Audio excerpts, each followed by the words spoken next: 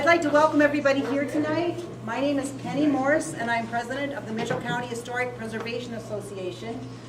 We're the group that sort of initiated discussing what's going to happen with the Washington building. Well, we initiated discussion about the seminary building, and as you can see, that's sort of taken off. We started thinking about the Washington building, which, if you're from Osage, you're familiar with it, just down the street. Maybe 5 years ago, the school moved out, and Mary Dene bought the building. We have great kudos to Mary Dene for buying the building and saving it from demolition. But her plans for putting housing in just didn't work out. Shop on State is occupying the building. Shop on State has given a lot of money back to the community. And we started thinking, well, the rest of the building's really not being used. We can't expect one woman to carry this building forever, so maybe the community could start thinking of some other uses. So I'd like to introduce some members of the Preservation Board who are here anyway. Shannon Paulus and Roger Loden. The other members are Kurt Meyer, Mary Blake, they couldn't make it, and Christy Brando, she's still in Arizona. And we've sort of formed an ad hoc brainstorming committee. We started at the library, and then we moved to City Hall, and I'll mention all the people who at least came to one meeting and helped brainstorm. I hope I didn't miss anybody. Dave Randall, Mary Dene, Kathy Penny from the City Hall and from Room for Me, Debbie Goodale from the Miracle Tree, Jess and Larry Voigt from Room for Me, Chris Fannin from Shop on State, Judy Voigtlander, Larry Moore, Ross Graft all came to at least one meeting. Judy came to several meetings from City Council. Judy Champions, a neighbor from the Washington Building neighborhood. Kevin Colbert from the Economic Development, what's the official name, Kevin? Where are you? Osage Economic Development Committee. Adam Mark and Casey Payne, who's my son, worked on marketing, and Adam Mark is Lori Mark's son. Jolene Norby gave us a lot of assistance helping get the equipment here for the program tonight. Bill Druman, a teacher here, invited James to speak in 2 of his classes. I haven't heard how that went, but I'm assuming that went good. And Roger Loden and myself were the people that sort of brought the ad hoc committee together. If you missed it on the way in, I want to point out 2 things. There's a sign-up sheet, and also there's a little donation clown. This was something sponsored by the Preservation Association. We're kind of a small nonprofit. If you would like to contribute towards our expenses for the program tonight, which is the speaker's fee, his travel, his hotel, feel free to put some money into our little donation clown. Something that we got from the Washington building that was empty. And also there's maybe a little program evaluation. If you want to fill that out, gives us a little input on how you heard about the program, what ideas you might think were good, and if you're interested in the follow-up, there's also, we decided to have a follow-up meeting on May 11th, so if you're interested in any of the ideas that James talks about tonight, following up on those, come to that meeting. And I'm going to turn the introduction over to my son, Casey Payne. It was his idea to look at the idea that James Carlson has going. When he lived in Milwaukee, he spent a lot of time at Bucket Works, which was a collaborative space that was created by James. He thought it might be something that would work here because there's nothing like it around here. Not exactly sure what to say, but I'll say how I kind of got into the middle of all this. I helped Mary out. She owns the Washington building currently. Ma got excited about trying to figure something out with the Washington building. I spent a lot of time hanging out with James in Milwaukee with he's like a wizard. He does a bunch of cool things, putting together cool spaces where cool things happen and grow out of them, artistic things, business things. He'll tell you more about these things. He'll be super humble, I'm sure, but he's super awesome.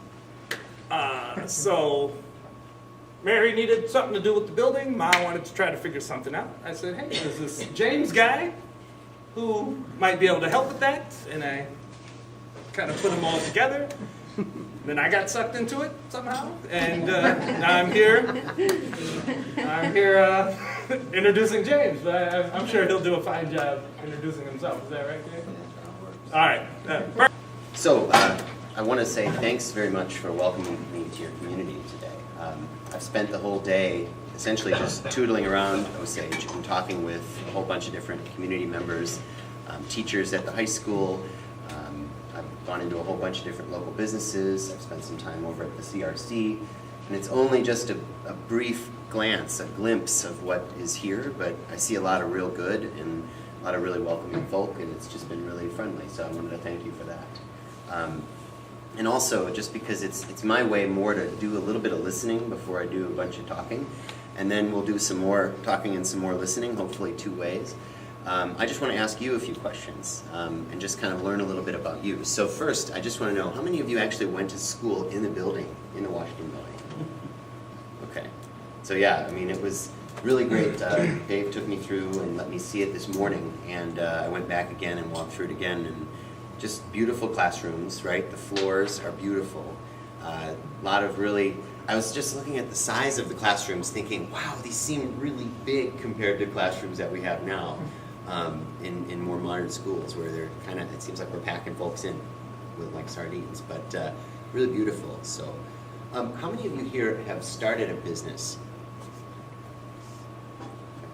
So if you keep your hands up for a second, how many of you have been thinking about doing that? Okay, yeah, well, we know you. We know you will. Good, and what about, how many of you have made some art or know someone who does from your community?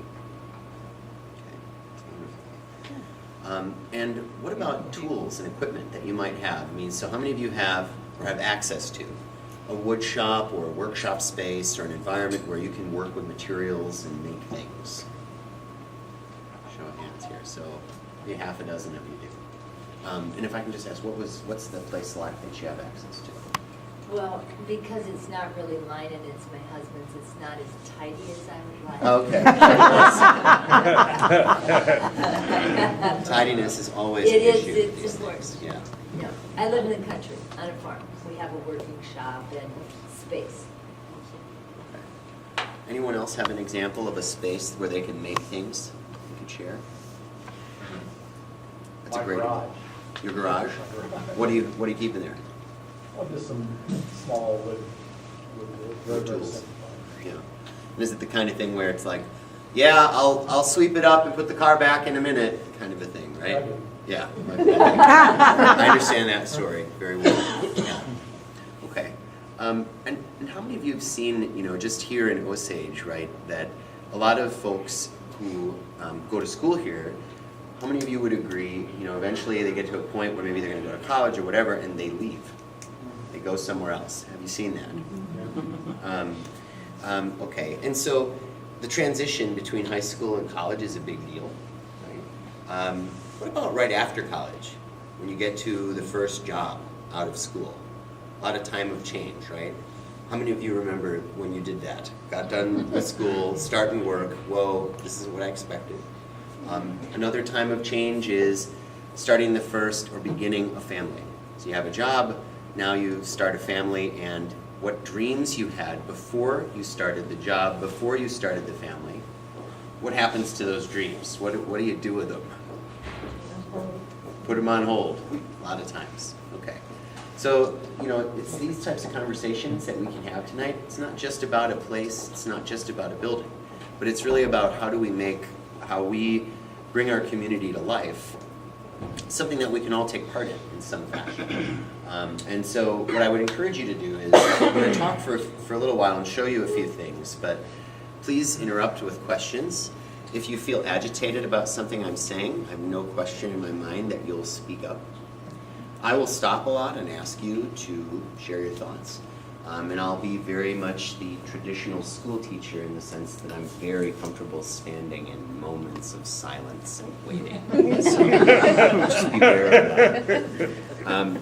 So I'll tell you a quick story. Back in 2002, in Milwaukee, I started this space called Bucket Works. And my goal wasn't to do anything to change the way we do like schools or any other things. I really needed a place where I could make all the things I wanted to make. And one of the first things I did was open it up for other people to share with me. And so I rented a 3,500 square foot workshop space in downtown Milwaukee. It was inside the shell of what had been a printing company. And so you probably have seen how a lot of industries are affected by technological innovation and change. So this was a company that had 150 employees running 3 shifts with an 8-color press, 6-color press, all kinds of business and activity going through it. And then digital technology for printing came out into the market. And suddenly, within a year, they had 12 employees and far less activity. And so what they left behind was this open, empty space. Well, it wasn't empty. It was full of cans of ink and paper, and huge workbenches, and film and metal, and all kinds of random stuff. And so I took that space and opened it up and said, hey, if you would like to make something with this, please do, because the only thing that will happen to it if you don't is it will probably just get buried in the earth, and maybe that would be a bad outcome. Let's use it to do something else.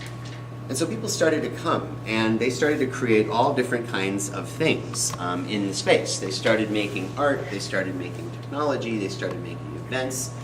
Originally it was just a workshop space. Then we added an art gallery to it, we added a computer lab to it, we put a coffee shop there, right next to the wood shop, which was a real interesting thing to get permission from the city to do. And right next to both of those was a law office, and then next to the law office was a theater. Why would we need all of these things in one place? What kinds of things would people do with that? And who did it attract? We had attracted artists, obviously. But we also attracted attorneys. And some really neat things happen when you get artists and attorneys together and get them talking. We attract a lot of actors and accountants and a lot of dancers and designers, and educators, and engineers, and families, and farmers, and growers, and healers, and painters, and plumbers, and parents, photographers, writers, you name it. Really anyone who thought they had an idea and they wanted to make it happen. And so by analogy, I want you to picture a place that's just like the second floor over at the CRC. What do you see there? What do you see? Up above, if you've been, how many have been to the CRC? So you go upstairs and there's like overlooking the big, sort of indoor court. What do you see up there on that platform? Workout stuff, there's weights, right?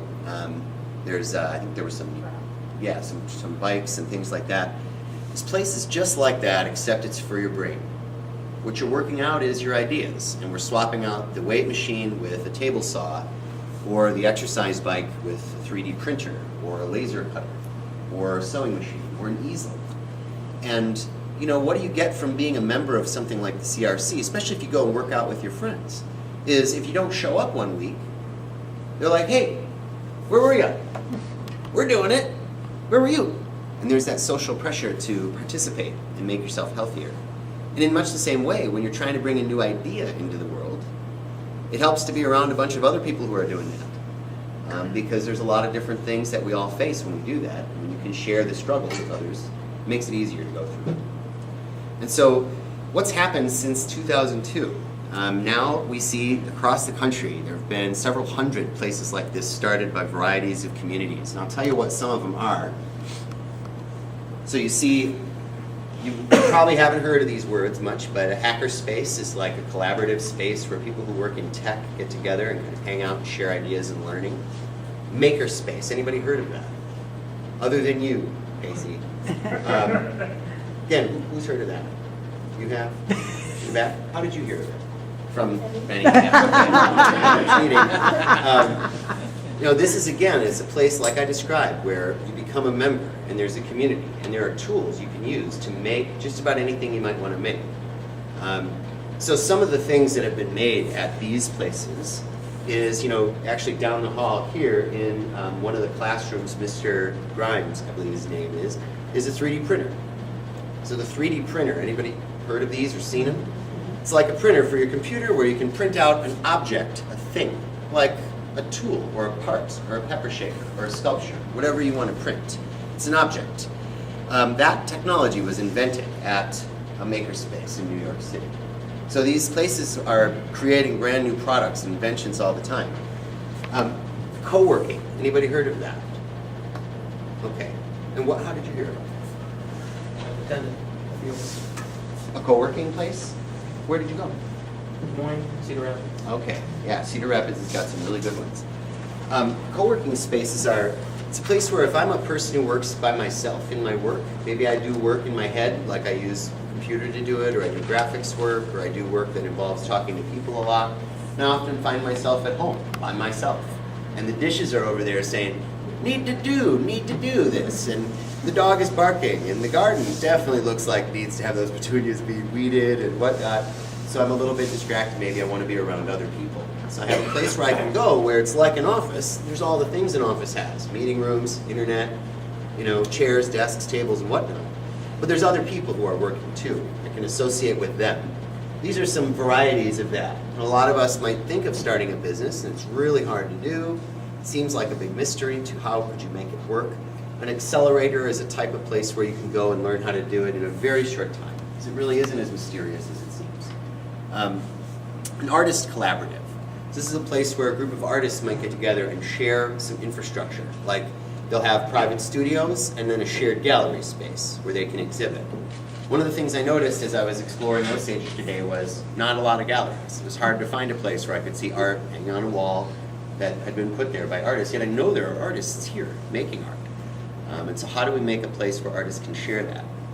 Some more varieties. Project collaborative. This is a place where we're looking at our community and saying, hey, we need to make some major decisions about the future. Where do we go to have those conversations? Should we just go down to the, tell you what, and do it there? Might be kind of loud.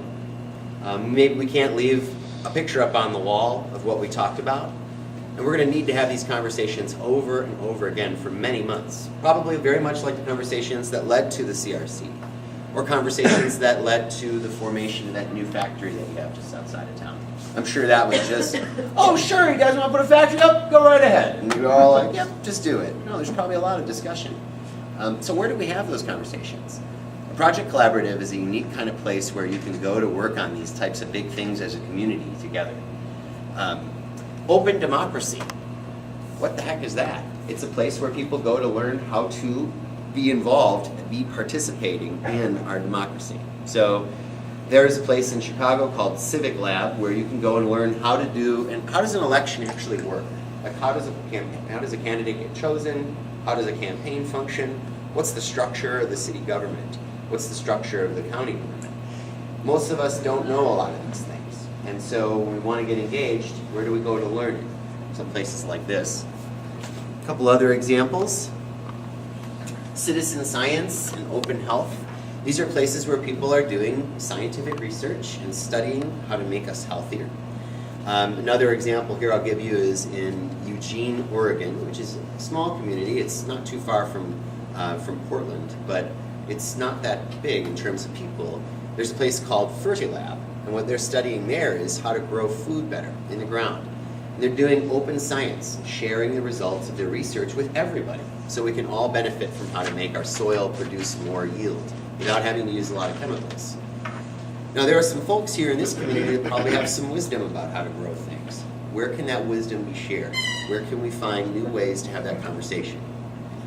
And then the community kitchen or open food, right? These are amazing places where some of you may have, sorry? That's just my mom's horn on her walker, that's all. Don't worry about this. That's okay. Noisy places are good.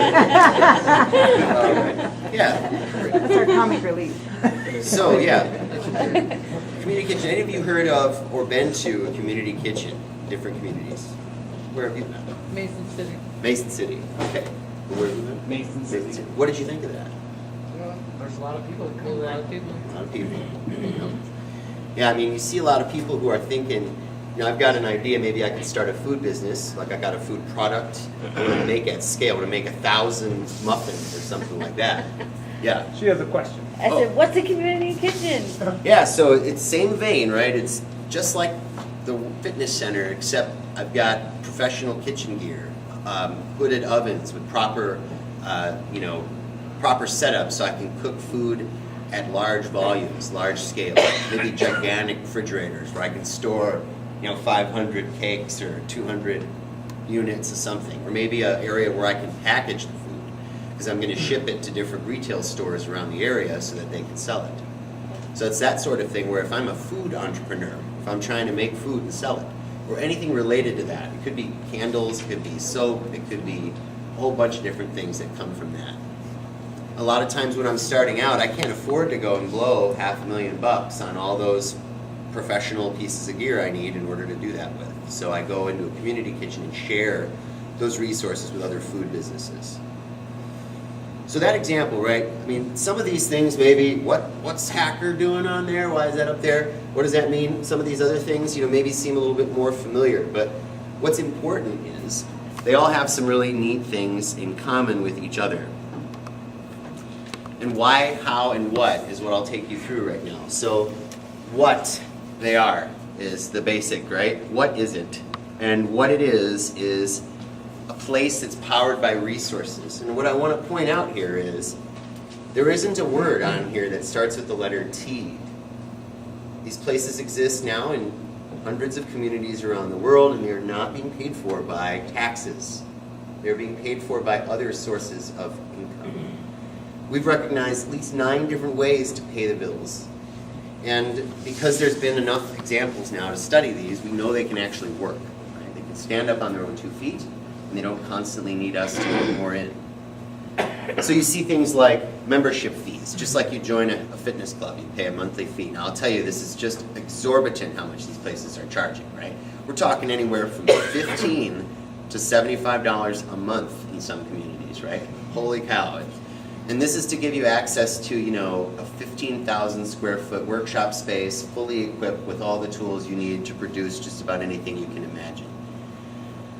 It's a steal. It's less than your cable bill. It's ridiculously cheap. A lot of them will do rental of space, like the CRC. They do a lot of event rentals there. That's one of the main ways they'll end up paying the bills. Grants, sponsorships. It's incredible. Companies that are out on the West Coast doing technology work will pay thousands of dollars to rural schools in the middle of Wisconsin, in communities where there's less than half the total population of Mitchell County, to provide some tech learning for kids, because they know in the long game it's going to be really hard to find people to hire to do the jobs they're going to need. And so they're willing to spend money here in Osage, from California, from New York, because they know we got to grow these folks from somewhere. And so that money is out there. It's a lot of different ways to make money. We'll come back to that. But I wanted to start with it because that's always what we want to know. It's all great if we can talk these great ideas. How do we pay for it? Space. So the place itself, right, is a building. It's got different kinds of environments in it. Maybe a hot space where you can kind of drop in if your office is in your backpack and work. Or maybe you just need to have a quick meeting. Or maybe there's a classroom, or a workshop space, or a stage, or a hall where we can have this kind of meeting. And it's set up for that purpose. A lot of different kinds of space. Infrastructure. This is just all the useful things that are put in that space. So, high-speed internet. One of the main things I know Penny mentioned about the Washington building is that it's part of that school network. So there's already some high-speed internet there. It's super useful if you're trying to start a business. You got to upload videos of your food that's cooking onto YouTube so you can sell more stuff, or take pictures of what you've made and put them on Etsy. You need fast internet to do that. Tables, chairs, projectors, 3D printers, media production tools, cameras, all sorts of things that are put there for the use of the community. And let's talk about how these places become what they become. So the first off is who uses them. And when you look at this, it's not just one specific kind of person. It's really everyone. Like I mentioned before, it doesn't matter what you're into. You can go to one of these places and take advantage of it. So you got large companies and small who use places like this to develop new products and ideas, to get together off-site out of the workplace and talk about big picture stuff, be creative. Nonprofit organizations like SOS, right, that's already in the Washington building. Perfect example of the kind of organization that fits into places like this. Schools, also a big player. A lot more often we see schools starting to go out, take kids out of the school, which, as you probably all know, the most important piece of technology in the school is what? What's the most important thing in the school? Kids? They're not technology. Oh, you're telling me. Technology. Which is the most important thing? Phone. What's that? Cell phone. Cell phone, you think? Anyone else? Faculty. What's that? Faculty. That's not technology, those are people. Computers, iPads? Smartboard? Smartboard? I'm gonna go with the door. The door is probably the most important thing in a school because it's how kids get out of the school into the world and how the world gets into the school.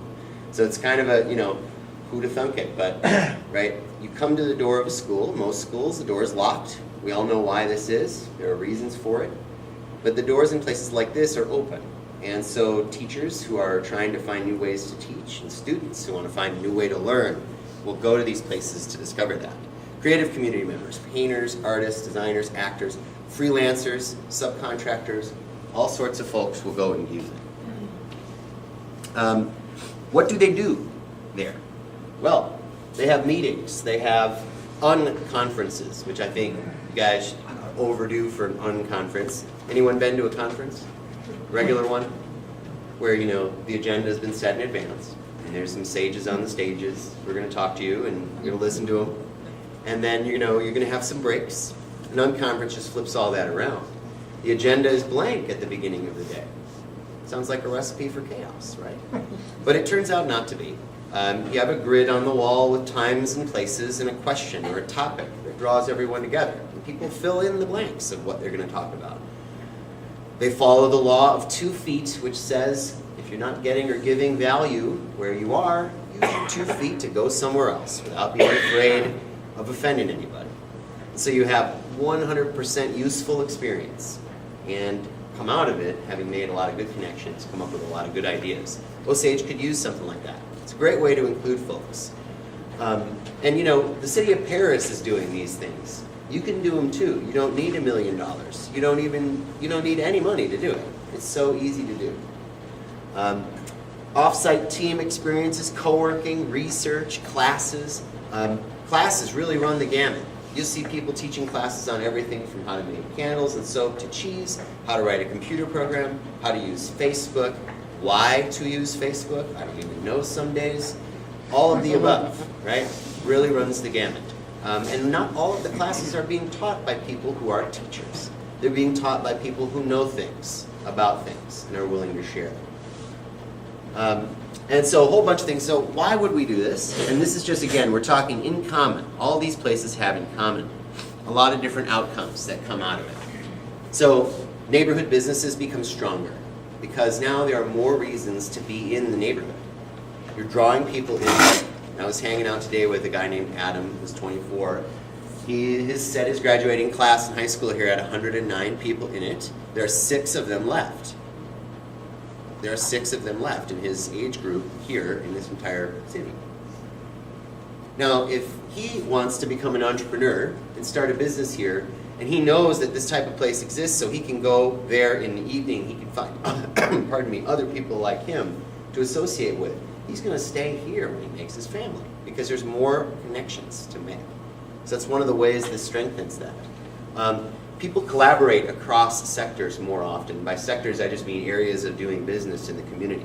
Agriculture and manufacturing and service and technology, people start to collaborate more often and share ideas. People talk about how their work and their lives balance. That's a big challenge for us. If you want to do something that matters to you, that you have a passion for, but you have the job, you got the family, that thing kind of only gets a little bit of time in your life. And when you're doing it with other people, it can really make a big difference between sort of just not having time at all or having at least a little bit of time to pursue the things that you really dream about. And so a lot of different things come out of it being in a community. And these examples I'm sharing with you are really just based on looking at what's happened over the last decade or so, right? And so between 2002 to 2007, we were really the only group of people doing this. And we thought, is this even something we could do in other communities? Could we spread it out and have other examples like this? And always have been exploring that idea. But in 2007, some really interesting things started happening is people started to explore making collaborative spaces all over the US. And so we started to get together with them in 08, in 09. They would come to Milwaukee and say, hey, you guys are doing this. How did you do it? Well, here's all our stuff. We gave it all away. You can get every single thing that will come out of my mouth for free from our website and just use it to make a place here in Osage if you want. Okay, so a lot of these have started across the country now. And we're seeing all these neat things start to happen. You know, you get 3D printers out of them. You get all these businesses out of them. We had 2 weddings at ours. We've had more than 90 companies start in 10 years. Now, of those, only about 65% of them are still open, but hey, that's not so bad. That's a lot of jobs that got made. We didn't do anything to make anyone create those businesses. We just said, yes, you can. If you would like to do it, here you go. Please, have at it. And they did.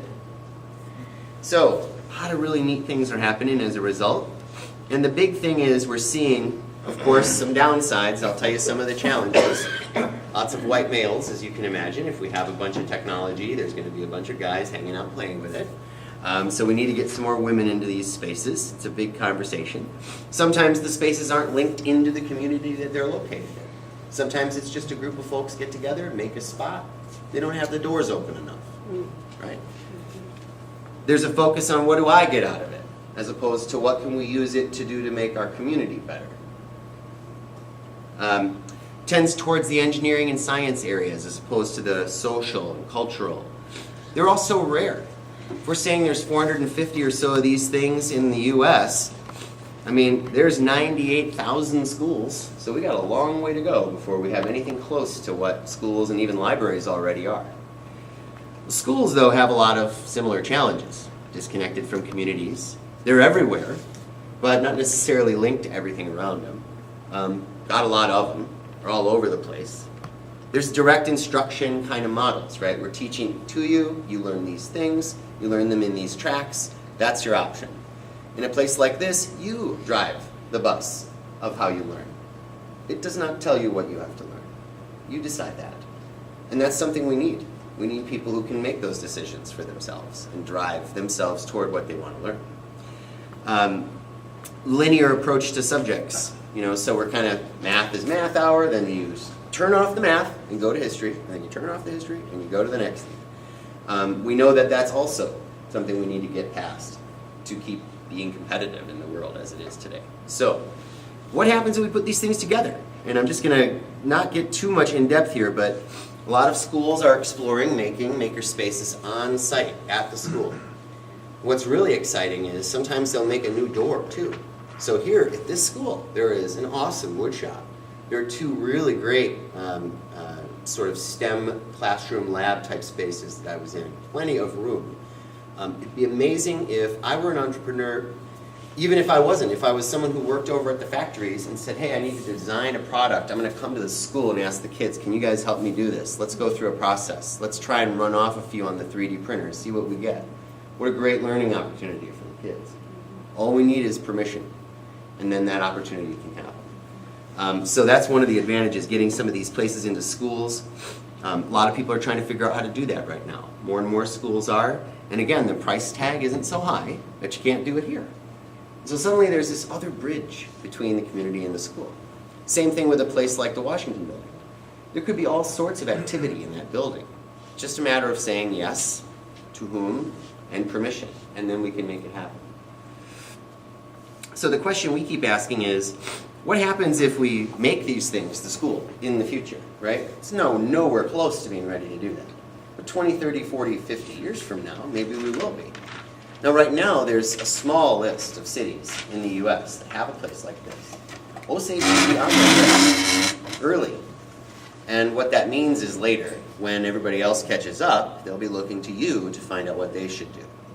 And that would be a very interesting place to be, the leader, ahead of folks. And I think you could do that here. You have all the stuff you need. Good people, good ideas. And if you were able to make something like the CRC happen, which I'm sure took a lot more than just this community, you could easily make something like this happen. It's not that expensive to do. So these are just some thoughts to put into your minds. What are your thoughts of everything I've just said? I'll just stop here. I want to hear from any of you. What are your thoughts, questions, concerns, objections? Yes. Oh, go ahead. Go ahead. Question, who's the overall manager of the space that you have in Milwaukee? I mean, is there one person to make sure the light bill is paid, the roof is fixed, windows are not cracked? That's right. Yeah, there's one person. His name is Tim Scythe. I hired him about 3 years ago to take over for me because I was doing that and all of this. It was just too much. But typically there is a person. In many of these other places I've described, there is a board or a group of people who are from the community that act as the stewards of the place. And sometimes one of them may take on some of those roles, like bills being paid and so forth, or cleaning, upgrading. A lot of times a person will take on the role of just thinking about the environment itself, how to make it more hospitable to folks. Another person may take on the role of thinking about the equipment and the tools that are there, making sure they're in good working order and maintained and safe to use, things like that. So you mentioned you have a board then. How is the board organized? Is it an LLC? Is it 28E? Is it, Sure. 501c3? What's the structure? It's that one. It's a 501c3. 501c3. Okay. So we have the school factory, which is a 501c3, which is sort of like the parent of Bucket Works, which is just a place in Milwaukee. It's just one place. And Bucket Works was for the first 13 years just part of the school factory, and then it became its own 501c3 about a year and a half ago. So the idea with us is, and what we do, how we make money, the school factory, how I live, is I work with communities like yours to help make a place like this. So we give you the 501c3 status on day one, so you can start taking grants and donations and offering people a tax deduction for it. So we then funnel those resources into your project. We show you how to make your own company that's here, based in Iowa, that's on, it's led by your community, so that when you're finished learning all the things you can from us, you're on your own and independent. And then, of course, we still are continuing to talk with you because we're all still doing the same thing. So we convene the people who are leading these places and get them talking to each other often. The other way we make money is by consulting with organizations. Sometimes it's a school, sometimes it's a business who says, gosh, it'd be great if we had one of these. You guys know how to do it. Tell us how to make it happen. And so we come in and we actually do that process. And so it takes a while, right? It's not like this is something that you can do instantly, but it doesn't take forever. It takes about 14 months from the time you start until the time it's ready to go. I'll just kind of show you what the life cycle looks like. And part of this is, to your question here, I'm going to zoom you in on this piece, which is what are the different functions of a board of making a place like this? It's really these 7 dimensions that we think about. So again, what I'm showing you here is we have a kit. We got some funding a few years back to create what we call the Make a Space Kit, which is essentially just a very detailed project plan on how to actually do it step by step, what questions to ask each other, what research to do on your own community, who to talk to, and a lot of those folks are right here in the room now. And so you already have the seeds you need. And then as you go through the process of using the kit, you discover a bunch of things that are happening in your community that can become a part of making a place like this work for you. In fact, this is the stage we're in right now, discovery, and all the way down here is we're doing the community meeting that we are saying we should do. So we're just following the path that we wrote and have used in hundreds of communities around the U.S. Other questions? What's the smallest size community you've done this in? Oh yeah, so my favorite example, smallest, is Moreland, Kansas, Moreland. The total population in Moreland is 172. The average age is 70. And so a friend of mine, Mac, went into that community and bought the elementary school because no students, so it's on the market. And was sound for a steal, and he set up a makerspace inside the elementary school. And what they used it for was, so they had some machining tools, because in Moreland, Kansas, people do a lot of subsistence farming and hunting as well. So they had a tool shop for doing rifling and making ammunition, because they need it, because the nearest grocery store is 2 hours away and only has tomatoes 4 times a year. They started doing a lot of classes on aquaponics and hydroponics so that they could teach folks how to grow more food indoors all year and in different densities where it's harder to grow. Did some media and tech stuff, so they put in a computer lab, started showing people, how would you video, how would you upload that, how does that get on the internet, how do we get that from the internet and use it, all those kinds of things. So even in really small, you know, if I showed you a map of all the places where these are, you would imagine, right? I mean, if you're in San Francisco, you can throw a coin and hit 10 of them. If you're in New York, you can throw a coin and hit a bunch of them. Chicago's got about 4, Milwaukee has 3, Madison has 2, Minneapolis probably has about 6, okay? But where it's exciting is in places where it's like Osage. I think communities with 5,000 people, 10,000 people, 1,000 people are where it's at. When you think about the value of sharing infrastructure like that, it's kind of the same argument, I think, and I'm not exactly sure. You're public utility, right, this community? Mm-hmm. So that power plant over there, you all own it. Is that correct? Right. So in very much the same economic style are these, because if I own that, then it becomes very inexpensive, right? The price of energy has not climbed here as it has in the rest of the country. Correct. Because you have that, so. What else?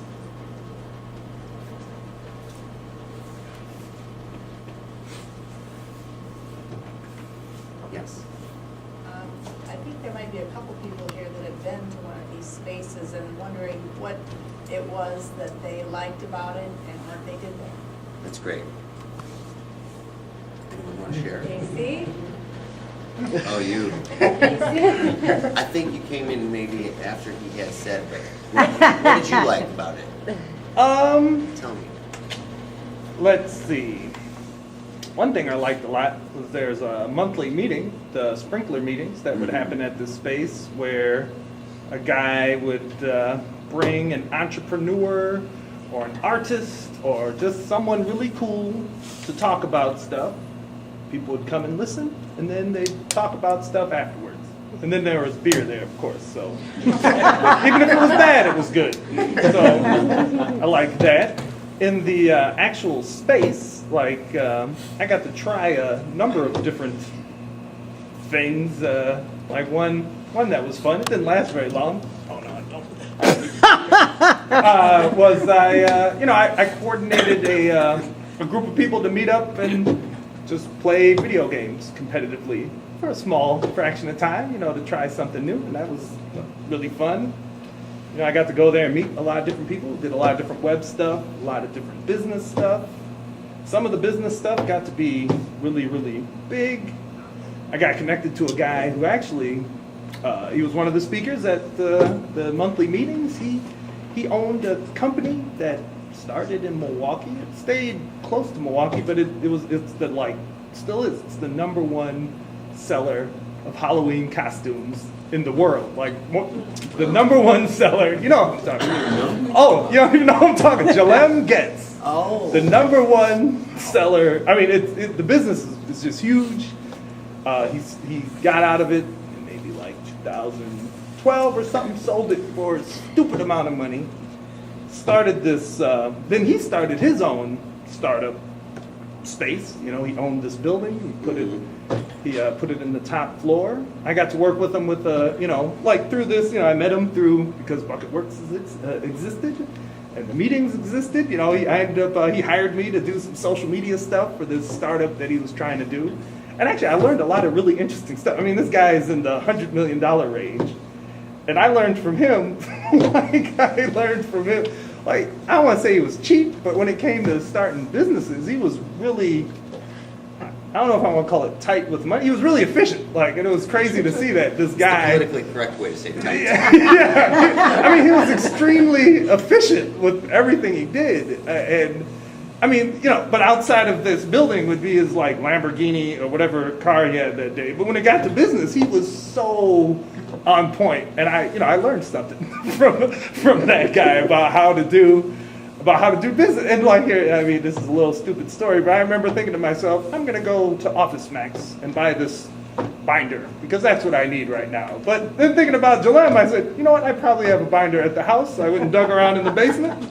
Found like 3. And I was like, that's what I learned from $100 million Jalem gets is I probably have a binder at the house. Why am I going to Office Max? Yeah, don't buy another one when you got one at the house. So, yeah, I mean, I did all kinds of stuff, met all kinds of cool people. Good time. That's what I like. I hope that answered your question.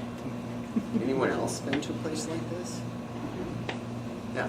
So I haven't been to a maker space, but I've been to a few entrepreneurial centers in Des Moines, Cedar Rapids, a few other locations. But to me, the entrepreneurial side of it's really exciting, especially for a small town Iowa, because we experience brain drain at a greater level than most communities do.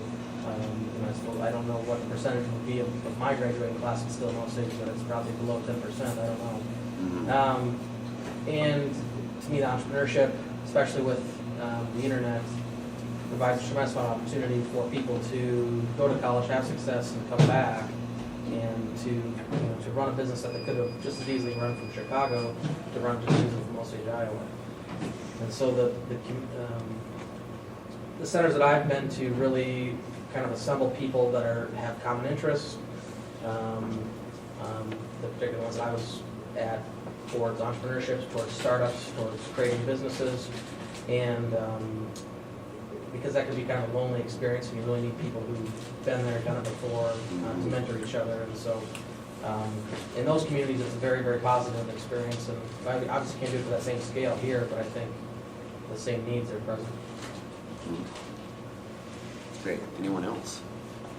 Is there a generic term that you can Google to see all of these different? Unfortunately, there isn't. There are so many different kinds, right? But if you look for, I'll put back up the terms I showed you earlier. Those words will give you some good basic places to check here. So if you're looking for the varieties, if you look for these words, you will find examples. This word, that word. Oh, it's so new. You don't find much. I don't find much. I know how to find stuff, and there's not. It's that new. We've been going on now. You're gonna find James in Milwaukee. Years, so there's not a lot yet. Although, if you think back across, 18th, 19th, 20th century, I mean, anybody here heard of the Bloomsbury Group? So this was like Virginia Woolf and other writers getting together in salons in the UK, hanging out, sharing ideas. That's been going on. I mean, these things kind of have been going on for a while, but most of them were just for people to get together and talk. The difference, I think, now is you can go there and produce things, make stuff, inventions, food, art, things. And that's really the difference. That's what's new now. And I think the only thing that's made a lot of this possible is obviously the internet. I mean, we've been able to find all these examples because we can go and look it up and research. Everybody's given away, this is all free. Everything I've shown you is totally free. You can go and get it off of our website and totally use it. It's there for you to steal on purpose, right? We want these things to be everywhere.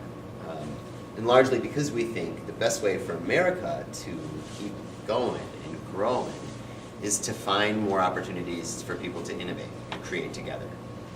We're still we see what our industry is doing. Where is it moving to? What other countries are doing well? We hear all the stories about how we're not doing so great, the schools aren't doing so great compared to other countries, blah, blah, blah. I'll tell you what though, we're really creative folks. We've got a lot of really good ideas. We're comfortable with breaking rules once in a while, and that's why you have things like spaceships that land on the moon and so forth. And I think we need to reclaim some of that. And I think places like this will help us do it. A lot of the stuff we used to do and think nothing of. It would have been insane not to have a shop in a school. Well, of course we would want to teach kids how to use these tools.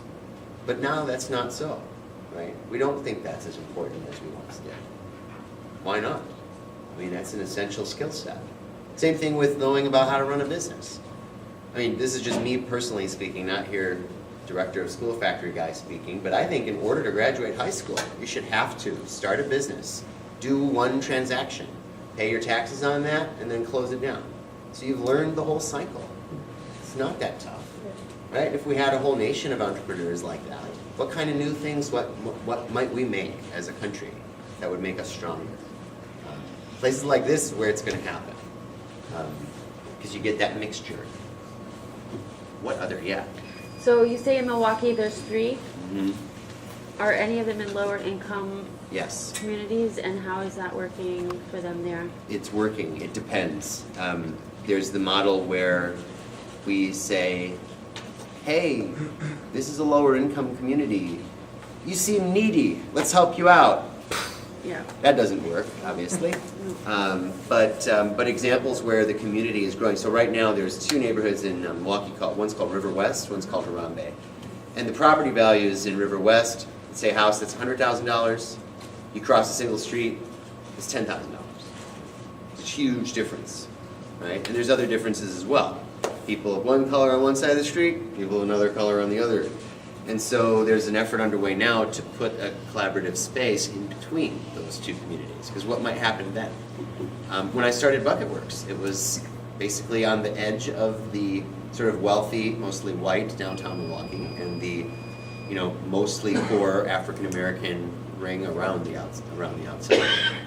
And people would always say, well, where are you located? We're at 1319 Martin Luther King Drive. And people would say, oh, no, I couldn't possibly go there. But where we were located, the street literally changed its name from Martin Luther King Drive to Old World 3rd Street. Which, of course, we could go to Old World 3rd Street. Why, that's certainly a safe place. It's just like, it's the same place. Yeah. But yeah, that is happening more and more. And especially not here, right? Because I'll tell you something, this stuff's going on all over the planet. So, in Liberia, in Nigeria, in Nepal, in China, in Vietnam, in Singapore, those places are all saying, hey, wow, we could do this, it'll totally work. And, someone in Nigeria has nothing but the internet. That's the only thing that they have to find out any of this information, and they're finding it, doing it, and making it happen. Now, if we think we have nothing here in Osage, we aren't even close to imagining the nothing that they have in Nigeria, where they're setting up places like this. Like, for example, no electricity. We need to build turbines so that we can get energy to power the 3D printer that we're carefully getting all the parts from, and I mean, it's just incredible. So if those folks can pull it off with that, I'm pretty sure we can do it here too. What else?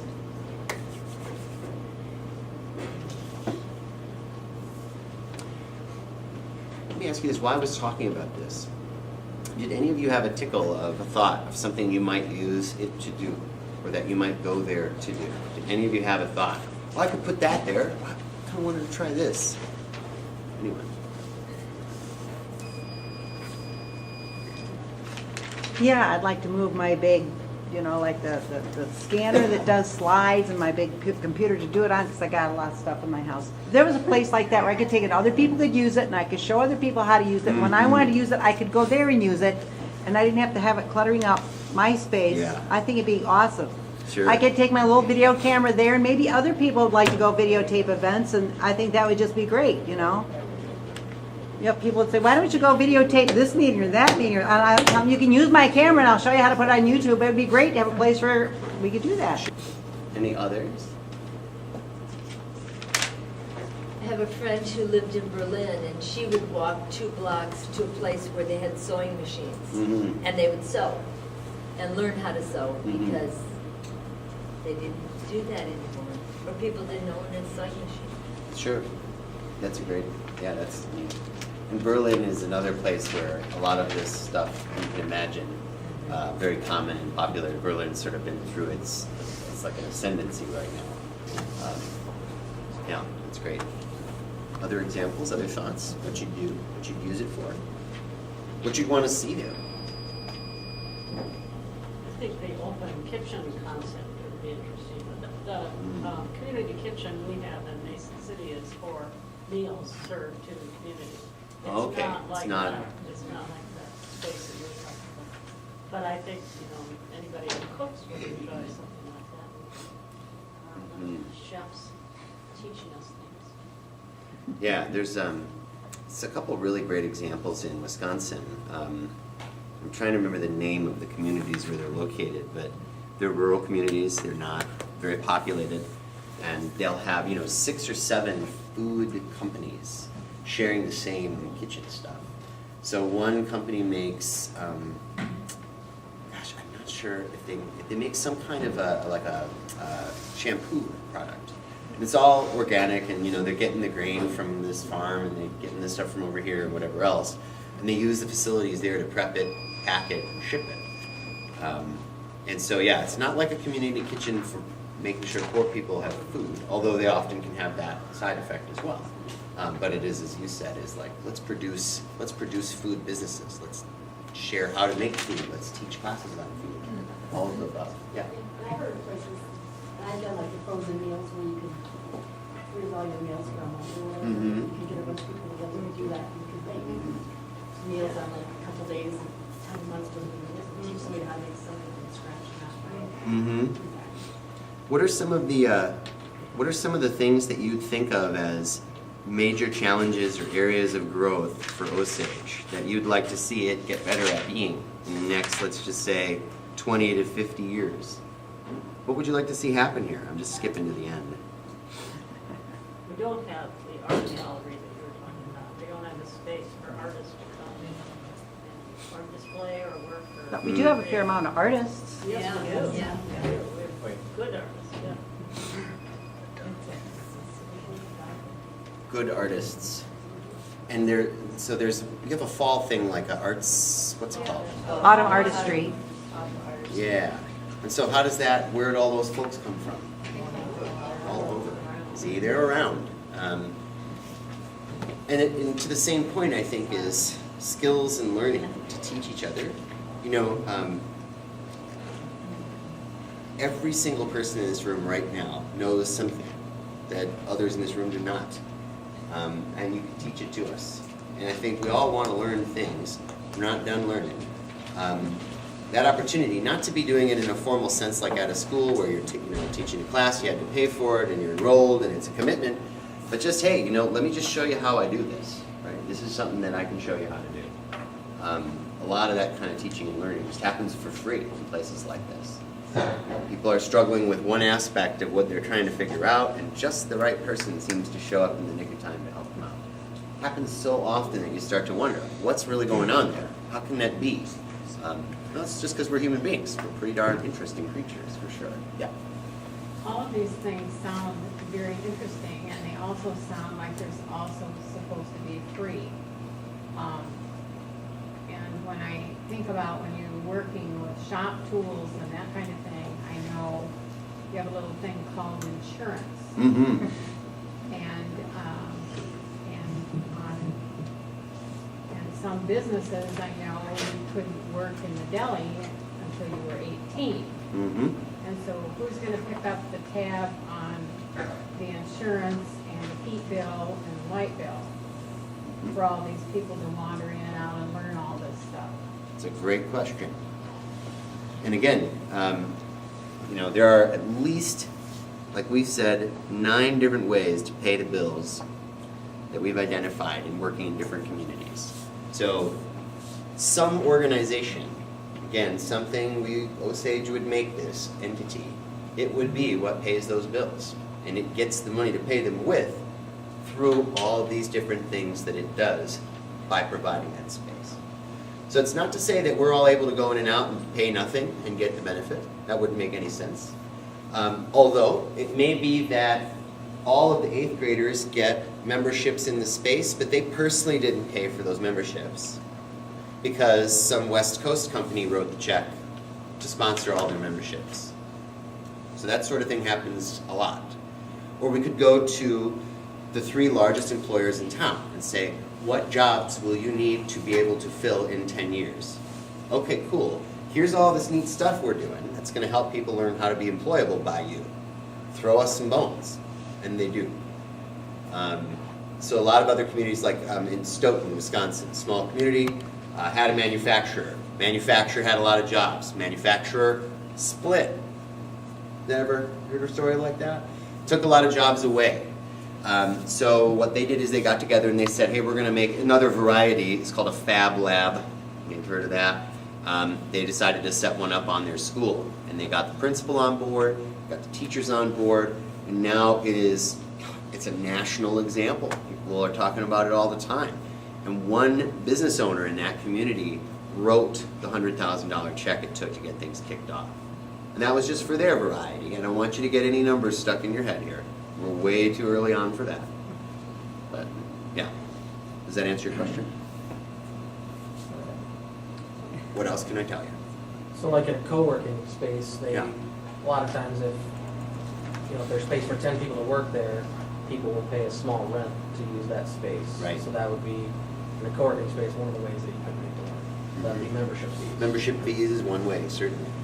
I was thinking like if, for example, like how many people have grandparents that have cabinets full of photo albums of their great-grandparents, everybody. I mean, a place where, and high school kids could do this, where you can go and get your family photo albums digitized and, maybe you have the skills and the time to do it, or maybe, and for a fee, you can go take them here, you can get your albums digitized and we'll hand you the flash drive and, I mean, I think things could happen there that would generate money. I mean, that would, where people learn skills and also at the same time, you're offering a service that people would pay for.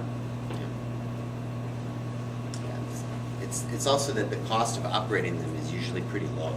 It doesn't take a lot of money to get it going, and then, it sort of gets itself going and ends up generating sustaining income. One of the things we've done when we were doing Bucket Works and kind of fits into this heading is someone starts a business and they're getting a lot of help just by being there.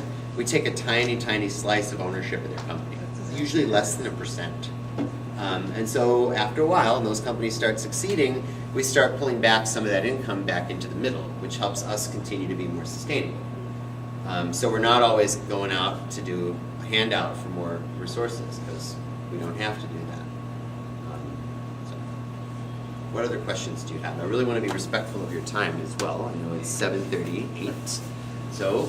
Are these run like schools, or I'm kind of keep mentioning that it's like a school, but you don't really want it to be a school, do you? No. It's much more like a fitness club. It's that you join, you become a member, you decide your own schedule, where you're going to go, when you're going to go, what you're going to do there. There are people there who know things, who can advise you or coach you, depending on the situation. There may be regular classes and programs, things happening, just like you'd find at a community center or otherwise. I guess the emphasis is just on usually producing or making something. That's really the only difference. Some of them are very structured, and you enroll, and there's a class and a program, and you have to go through it to get where you're going. Some of them are less structured. That would be up to you, right? You would decide what you needed it to be and then make it that. All we do is give you, it's not even good to say it's a blueprint, because a blueprint is a very specific definition of what has to happen. We give you a recipe. You decide what ingredients you're going to mix together. You might put a little more salt, a little more sugar. It's totally up to you. Because it has to belong to this place. I'm just some guy from some other land. What do I know about what you guys need? Nothing, right? Nothing. So Are there any of the structures that seem to work better in smaller towns of our size than others? Mm-hmm. Yeah, so, the big thing is you have so many advantages at the same time as challenges. In Milwaukee, you try to do something like this, it's actually really hard because there's so much stuff going on. It's actually hard to do things. There's a lot of noise and distractions and politics and arguments about every single thing. It takes forever to do anything. Whereas here in Osage, I imagine you can fit in one room every single person that needs to know about this on day one and have a conversation and kind of get to a plan pretty fast. You don't have 20 radio stations here, right? You have maybe one, you have one paper. It's easy to get the word out and get people engaged. So that's a strength. And what we've seen working in the smaller communities is local business leaders being engaged. So we say, like, if you have a local business here, you're employing people in this community, you need to invest in this type of idea because it will help you attract talent to the community. People will want to live in a city where there's this neat thing going on, and I can go use that. Or there'll be maybe an art show or a play at it at night after work. Now there's something to do other than just go home. There's something to do in the community. And they'll usually invest. That's one of the big things. I think the other thing is looking closely at what you have already. So we've seen local communities, again, this is something that happens a lot in the cities, but it's kind of that build it and they will come thought. Like, we'll just go out and get a building. We'll just tell people it's there. They'll come and use it, but they don't. Whereas in smaller communities, people take the time to look around and they're like, well, you know what? We already have a really great auditorium over at the CRC, so let's not build another one. Let's just use that one more. Or, you know, whatever, building like the Washington building. It's already sitting there. What else could you do with it? You know, what would it take? Are there any improvements, though, that we'll have to do to have certain classes? How much is that going to cost? Or like what you have, is there a lot of rooms just like what's at the Washington School? Mm-hmm. When we started out, you know, the radiator dripped onto the wood floor. We had to empty the bucket every day. I had to go and, you know, like scrape gunk out from between the floor things myself. In another building we went into, unbeknownst to us, you know, I was sitting there every day coming into work, and there'd be these like white fuzzy things on my keyboard, and I'd kind of blow that away. And so about 5 months after doing that, this guy comes in and he goes, and he was a Puerto Rican guy. He was like, you know, that stuff, that is asbestos. And I'm like, really? That's asbestos? Great. So I'm just breathing this every day. But yeah, you got to get rid of it. You got to fix it up. Every building's going to have those challenges, especially if it's already existing. Washington Building's no exception. But here's the neat thing, is when you go with a story like this, you know, you just got a facade approval for the Main Street. When you go with a story like this to government bodies, foundations, other funders who are working on a more regional level, not just looking at a small community, and you tell them, here's what we want to do, suddenly different buckets of money become available to you to do remediation and rehab, especially of historic buildings. Oftentimes, too, you can find there's a tax incentive to offer the person who would do the remediation work, because it's doing it for a charity. There's some way to work a benefit for them. Where there's a will, there's absolutely a way. What other questions? Come on, you're getting into the stumpers now. I can feel it. Keep going. Yeah. What kind of buildings have you gone into? Can you give us some examples? Sure. I was just going to pull up a floor plan. All different kinds. So, you know, the first building we were in was constructed in the first decade of the 20th century. It was standard warehouse fare. You know, rebar, steel pillars with concrete, hardwood floors in varying degrees of condition, steam radiant heat with boiler. We were in a probably like building in, I would say 65, 67 was our second spot. So our first spot, we started at 3,500 square feet. We ended at 15,000 and outgrew it. So we moved to a 22,000 square foot building, filled that up, outgrew it, moved to a 34,000 square foot building. Okay. And along the way, our 22,000 square foot building was destroyed by floods. So the same battering of nasty that happened to Cedar Rapids and other communities a few years ago happened in Wisconsin and kind of got us too. But that building was, you know, cinder block, steel frame roof. And it's kind of, you go in and you find the space that works for the criteria. And we have some other tools that will help you figure out what kind of space you need. And, you know, you figure out what works and then you kind of make it work. A lot of times it's adapting to what's there already. The Washington building's got some great big classrooms in it. And I would add some more walls, make some more littler rooms. People have little private spots to work. Maybe also get rid of a couple of rooms. So there's a big opening gathering space that's not the gym, but more intimate, lower ceilings. You know, but again, that's all part of how you mix up the ingredients in the recipe. Some other spaces, right now we're in a mall. We're in the Grand Avenue Mall right downtown Milwaukee in an old Limited store. So I have like a little changing room that's an office if I want to use it. And again, you're just adapting to what's there already. There's a space in Sacramento that's partnering with Sierra College, which is a 2-year tech college, and the space is called Hacker Lab. Gina is the founder. She's really cool. And she partnered with Sierra College to put a storefront in a strip mall. It's just 3,000 square feet. It's a storefront, and they put in some tools and equipment there that people are starting to use. And it's great because it's in partnership. What do you have here? Nyack. Nyack, yeah. Great example, right? Say to Nyack, hey Nyack, we've got this spot. What else could you do? They're doing stuff at the library now, right? They have some classes, how to garden, how to this, how to that. But they could probably bring some more programming here if Osage said, hey, let's make a spot. Let's just set up a spot. We'll do it. Did you have to, in some cases, have to have a commitment ahead of time for so many entities to be in a space? Or was it just the space and they came to you? A lot of times it's as you say. We'll go out and say, look, we're going to try to find 3 or 4 anchors, we call them, who will start out the process and engage. A lot of times then we'll also go to the wider community and say, we're going to set up an escrow account. So we need X thousand dollars to get this thing going. Our 3 anchors have put in this much. If you all pay in this much, we will get to that number. But if for whatever reason we cannot get to that number, you get your money back. And so there's no risk involved. A lot of times that's how it started in the beginning. Sometimes it will be, some anchors and then 1 or 2, wealthier members of the community or local businesses who say, yes, this is something we really want, writing the initial check, and then that kind of kicks off the process. But we really push, when we look at our Make a Space kit, we say the first, almost half of the entire process is no one's doing any spending of any money. You're just having a lot of conversations, learning, asking a lot of questions, and building commitment before anything actually happens. So that when it does, it's all already there. We don't have to go worrying about it after that. What else? Come on.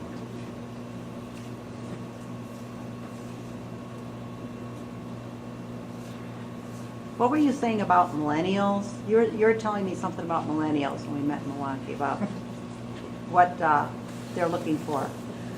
Research shows. Oh, well, there's a ton of research on generations, and I think generations is one of the biggest things that's what's affecting us now. That's why kids leave here, because there's nothing to do. Values clash, Facebook, why should I use it? I can't stop using it. Right? It's happening every day. Millennials are looking for things that are different than most others. So the values is a big deal. This is one of the things that the research is showing. And again, I don't want to cite any specifics because there's countervailing research for all of this, but millennials are, younger people these days, right? And care more about why they're doing what they're doing. They're not just going to come and work in a company, for example, unless they know why. They need to know what its mission is, and they won't work there unless they can tell that, and maybe even have a voice in it, which is a whole new gig for folks that are used to basically telling people what to do and having it get done. And that's certainly a valid way to run a company. It's just not a company in which millennials are going to find employment. And so that's been a big challenge, right? A lot of workforces now are saying, how do we retool our culture so that we're more able to listen and share information and include people in the decision-making process? Because the millennials, the younger people, are saying, just shudder to use the word, because I know everybody loves it when we get labeled like, hey, boomers, Xers, and millennials. But I think, the challenge that's being faced is that employment is more portable. I really could get a job working for a company in Chicago and live here because I can teleport my knowledge via the internet to some other place. If I have that many options, the entire planet, well, then you have to have a really compelling reason for me to want to work for you. And so that's been one of the examples. I'm not sure if that's one you were thinking of. Well, just that they're looking for maybe smaller communities with that are to raise their kids in. Yeah, there's been a big, kind of trend of younger folks moving in. They're like waiting longer to start families and then going to smaller communities to do it. So there's this possibility we could make Osage like, hey, come on back. It's a great place to live, right? It's a good place to live. There's nice places here. There's good people here. Good earth here to grow things in. Right? Good place to go. Milwaukee. Milwaukee is, you've heard terrible stories about Milwaukee, I'm sure, over the course of your lives. Just after Detroit in terms of homicides back in the 80s. But it's not like that now. Not at all. It's really changed a lot. And why has it changed? it's really affordable to live there. You can get a lot of stuff done. It's not too big, it's not too small, but it's really affordable. It's not like Chicago. It costs a fortune to live in Chicago. San Francisco, forget it. It's ridiculously expensive to go and live there. It's not that expensive, I'm sure, to live here. And if my knowledge can find me employment anywhere on earth, why not? Schools are good. Community's safe. It's the ideal spot to raise a family. What else?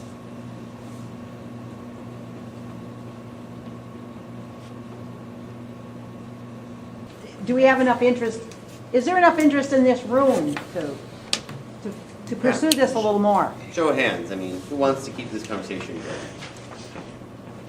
I see, that seems pretty good. So indicate that on the little sheet here. Penny, I think we could always be back here at the school, if need be. Okay, boom. Do we do it right here? Oh, Since there's, right looks like here. there's more people interested than would fit in the Hamlin Garland room. It's done. That's the other okay, room- Mr. Neha. Yeah. Okay, we can do it here? All right, we'll do it here. Just change the Hamlin Garland room to the middle school. Where you are now. Yeah, middle school. This is the middle school cafeteria. Okay. I also All right. just put my information. Thank you. If you have any questions or you want to email me or, go on Twitter, maybe also good, like I'll share whatever you ask me with Penny. She's sort of the in-between here. But it might be good if you send her things that she can send them on to me. But I'm just putting it out there because I welcome your thoughts. Like, I don't have all the answers on this. All I know is there's something worth asking, and I'm going to keep doing it. And so I'm happy to share that with you too. Well, thank very much. you.